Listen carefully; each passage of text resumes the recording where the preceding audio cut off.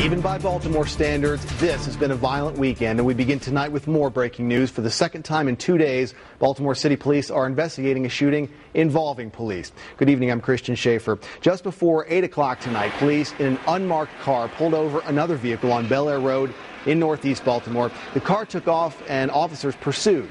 The suspect's car then hit another car. The three people inside took off on foot.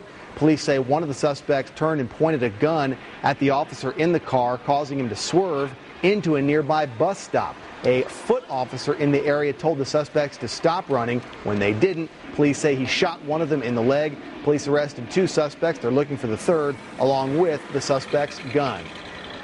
We mentioned yesterday there's going to be increased traffic checkpoints, increased visibility with police.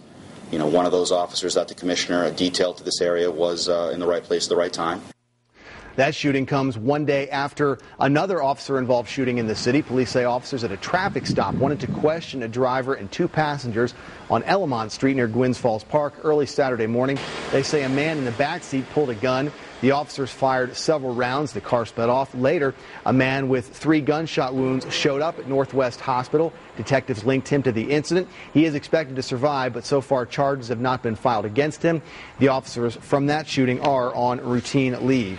Those increases in police visibility that the police spokesman mentioned were in response to a spate of weekend violence. The police commissioner has called on his command staff to work overtime after a total of 13 people were shot in Baltimore, including 3 homicides.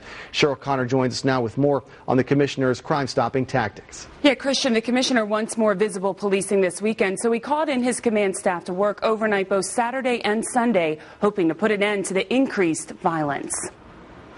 This weekend looks like many others this summer in Baltimore City. 13 people were shot. 3 of them are dead. Back on Chase Street, hours after a 20-year-old man was shot and killed early Sunday morning, police are responding to another non-fatal incident. This isn't unusual.